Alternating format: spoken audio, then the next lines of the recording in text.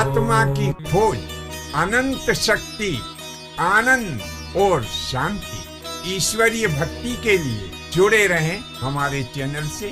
आपका अपना चैनल गुरु अशोक तिवारी, लाइक और सब्सक्राइब करना ना भूलें। धन्यवाद। जय माता की, जय परशुराम। श्री गणेशाय नमः। प्रिय बंधुओं, हम सभी चाहते हैं कि मरने के बाद हमारी सुगति हो जाए, और इसके लिए हम ईश्वर से प्रार्थना करते हैं, हे प्रभु, हमें एक ही औलाद दे दो, ताकि हमारे मरने के पश्चात वो हमारे लिए पिंडदान इत्यादि कर दे, दान आदि दे करके, गंगा आदि तीर्थों की यात्रा करके, और हमें भवसागर से पार कर दे। ऐसी हमारी कामना होती है। अब बात आपकी अपने स्थान पे सही हो सकती है, लेकिन हमारे मन में भी एक बात आ रही है, और यदि हमारे प्रश्न का जवाब आपके पास में हो तो उसका जवाब आप कृपा करके कमेंट बॉक्स में देना जरूर। हमारा आप सबसे यह प्रश्न है कि इस बात की क्या गारंटी है कि हमारे यहाँ जो पुत्र अथवा पुत्री उत्पन्न हो जाएंगी तो वे निश्चित ही रूप से हमें भवसागर से पार कर देंगी। इस बात की क्या गारंटी है? क्या गारंटी है कि वो हमारे मरने के बाद में हमारे नाम से दान इत्यादि भी दे देंगे और हमें गंगा आदि तीर्थों की यात्रा भी करा देंगे? हम कैसे विश्वास कर लें कि वे हमारे बुढ़ापे का सहारा बन जाएंगे? इस बात की कोई स्पष्ट गारंटी है किसी के पास? अधिकांशतः लोग यह कहते हुए पाए जाते हैं, अरे भैया, संतान ही जो है इस भवसागर से हमें तारेगी। अरे संतान क्या तारेगी तुम्हें? जब तुमने स्वयं अपने तारण तरण का कोई उपाय नहीं किया तो संतान कैसे तार देगी? कैसे विश्वास किया जा सकता है? जब आपका स्वयं का कल्याण आपने स्वयं ने नहीं किया है तो संतान के ऊपर कैसे भरोसा कर सकते हैं कि नहीं भैया, संतान तो हमें तार ही देगी? अरे आपकी जो संतान होगी वो स्वयं के तारण तरण का उपाय करेगी कि तुम्हारे तारण तरण का उपाय करेगी? अब कुछ लोग ऐसा भी कहते हैं, अरे भैया, संतान से ही नाम चलता है। अरे संतान से कैसे नाम चलता है भैया? मैं तो ये कहता हूँ कि संतान से नाम चलने की अपेक्षा नाम डूबने की संभावना ज़्यादा हो जाती है।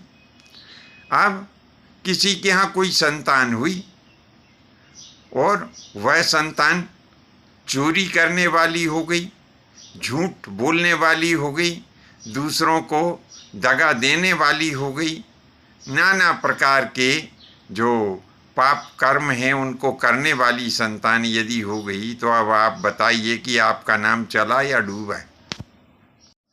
अब मैं यहाँ पर इतना स्पष्ट और कर दूं कि नाम संतान से नहीं चलता है भैया।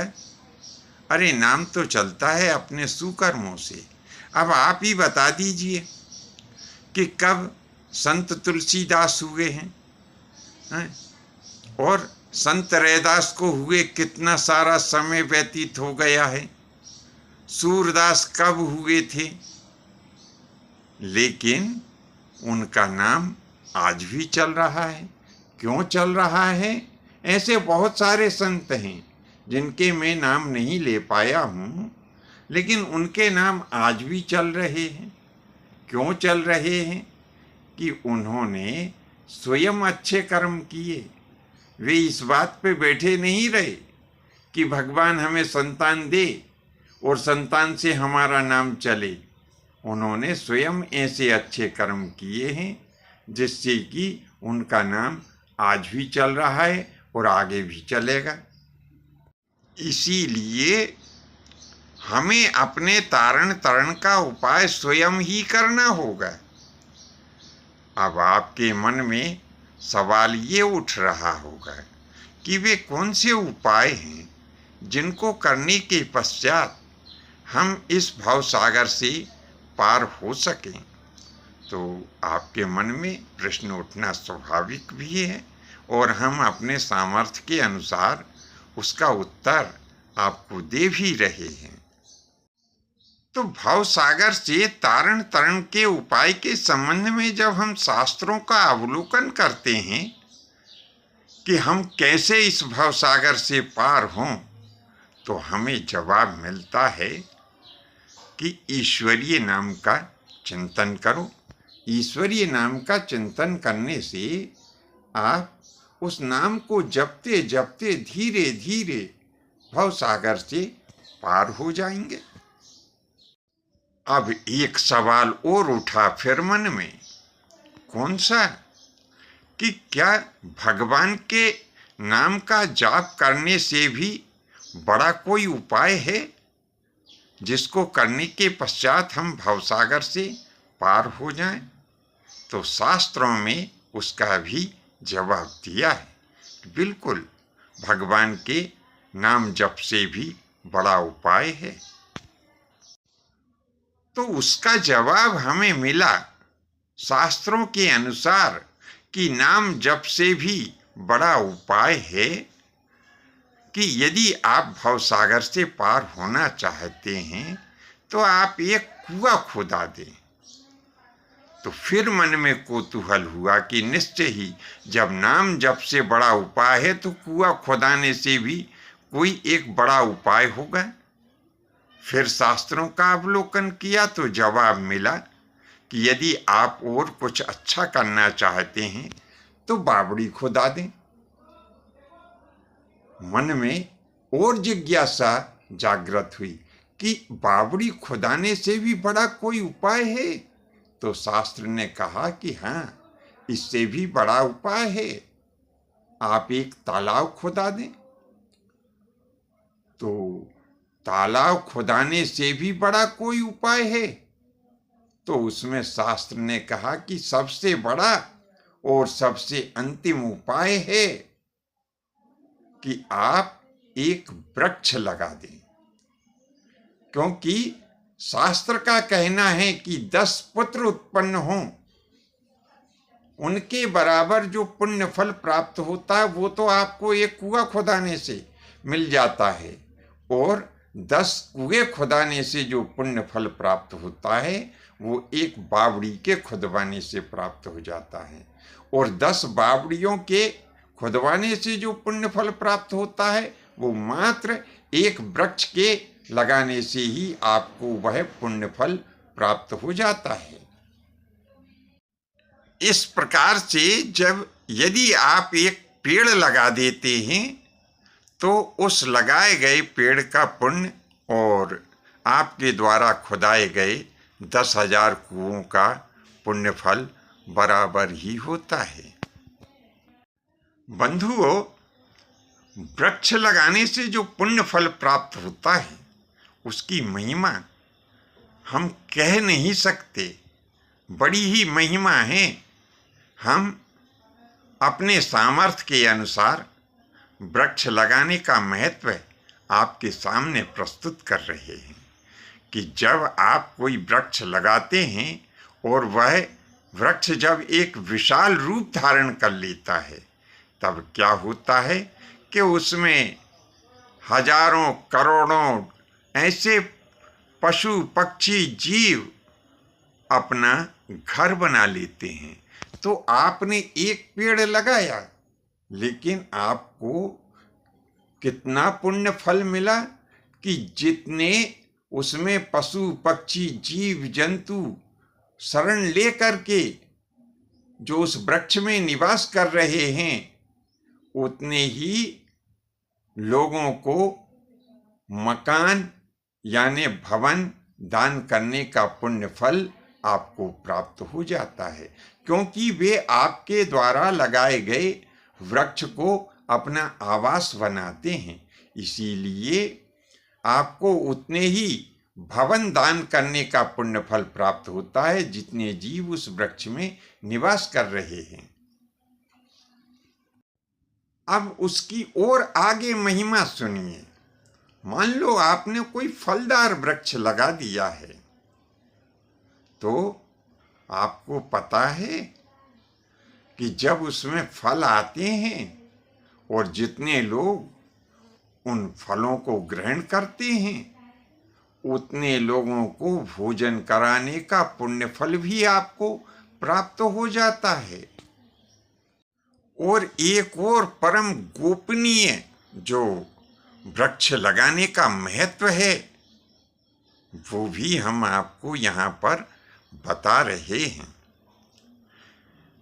आज के समय में ऑक्सीजन की बड़ी कमी है, वातावरण बड़ा ही प्रदूषित हो गया है।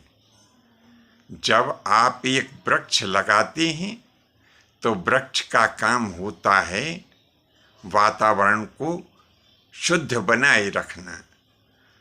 तो लाखों करोड़ों अरबों रुपए की ऑक्सीजन जो है वो आपके द्वारा लगाया गया वृक्ष इस संसार को प्रदान करता है।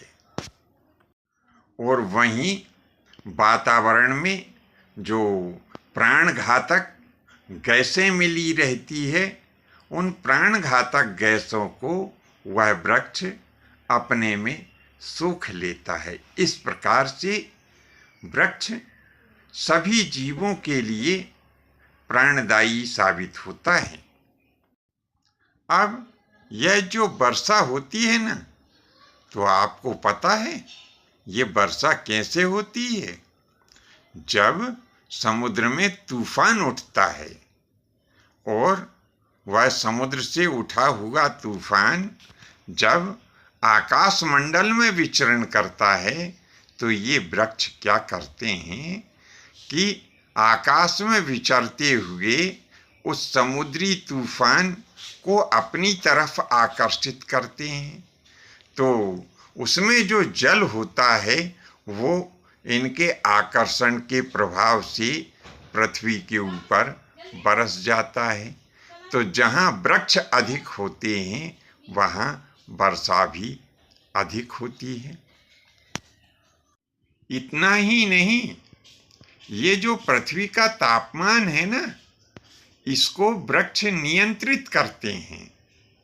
सूर्य की जो किरणें होती है वो सीधी पृथ्वी पर ना पड़े, तो ये वृक्ष अपनी टहनियों और पत्तियों से उन सूर्य की किरणों को रोक लेते हैं और पृथ्वी के ऊपर तापमान अधिक नहीं बढ़ पाता है।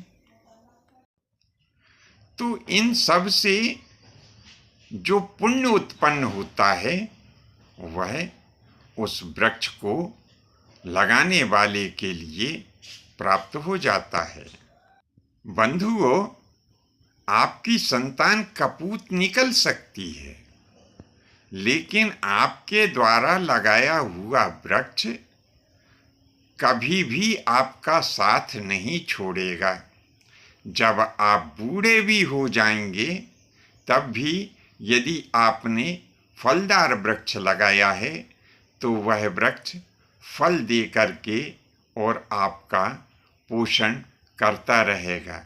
लगभग वह वृक्ष इतनी फसल तो दे ही देगा जिससे कि आपका बहुत सारा जो समय है वह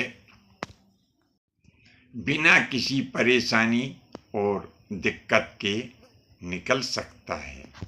वृक्ष आपको छाया भी देता है और खाने के लिए फल भी देता है।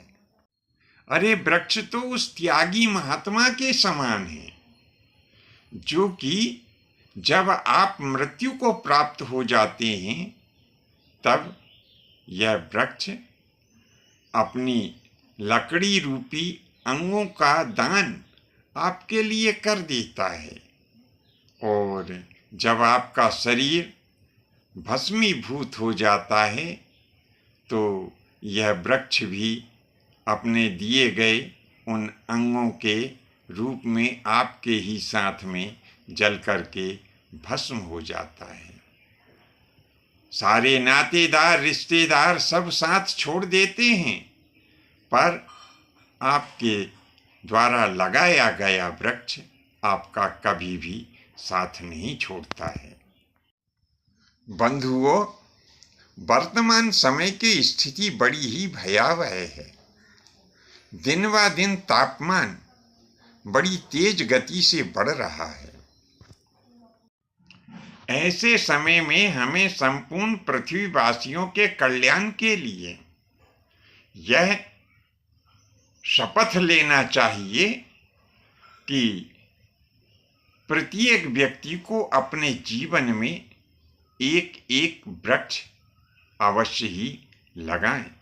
आपके द्वारा लगाया गया वृक्ष दीर्घकाल तक आपके नाम को अमर बनाए रख सकता है।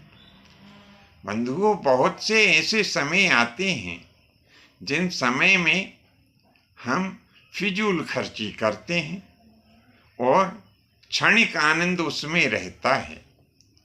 अब जैसे किसी का जन्मदिन आता है, लोग उसमें बड़ा ही खर्चा करते हैं, बड़ा ही महंगा केक लाते हैं, पार्टी इत्यादि करते हैं, उसमें नाना प्रकार के वाद्य यंत्र भी बजाते हैं। थोड़ी देर का आनंद रहता है, सब लोग खा पी करके अपने स्थान को चले जाते हैं। वहीं यदि आप एक छोटा सा पौधा, छोटा सा पेड़ यदि लगाएं तो वो आपकी एक बड़ी दीर्घ समय तक यादगार बनी रहेगी कि हमने अपने जन्म दिवस के मौके पर इस वृक्ष को लगाया था।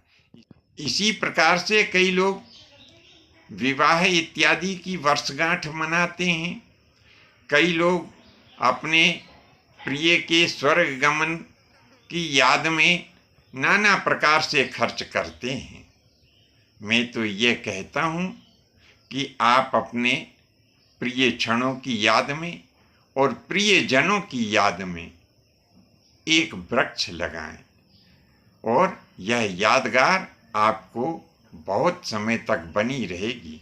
आपके द्वारा लगाए गए वृक्ष को बहुत समय तक लोग एक दूसरे से चर्चा करेंगे कि यह वृक्ष फला सज्जन ने, फला माता बहन ने लगाया था। बंधुओं, आप एक वृक्ष लगा करके संपूर्ण जीवों के ऊपर इतना बड़ा उपकार कर सकते हैं कि जिसकी आपने कभी भी कल्पना नहीं की होगी।